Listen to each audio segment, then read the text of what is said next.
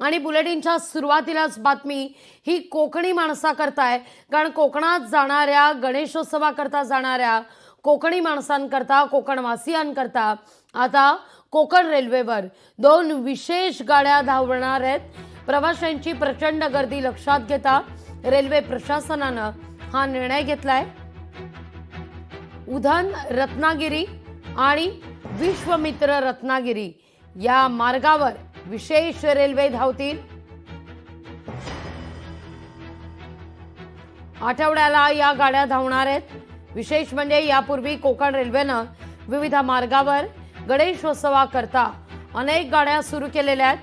उधना रत्नागिरी ज्याचा नंबर असेल 09022 ही गाडी 21 आणि 28 ऑगस्ट या दिवशी धावेल आणि 4 सप्टेंबरला सकाळी 10 वाजता सुटून त्याच दिवशी रात्री 8 वाजता रत्नागिरीला पोहोचेल. तर रत्नागिरी उधना 09021 ही गाडी त्याच दिवशी रात्री 9 वाजता सुटून दुसऱ्या दिवशी सकाळी 10:20 उधना जंक्शनला पोहोचेल. कोणत्या स्थानकांवर ही गाडी थांबणार आहे पाहूया आपण. या सगळ्या गाड्या वलसाड, वापी, डहाणू, पालघर, वसई रोड, भिवंडी, पनवेल, पेण, रोहा, माणगाव, वीर, खेड, चिपळूण, संगमेश्वर या ठिकाणी या ट्रेनला थांबा असणार आहे. कोकण रेल्वेनं या सगळ्या संदर्भात आता स्पष्टोक्ती दिलेली आहे.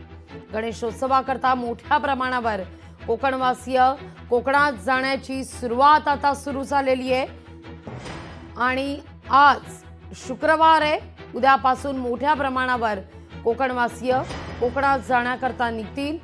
त्यापूर्वी कोकण रेल्वेनं घेतलेला हा मोठा निर्णय आपण पाहतोय.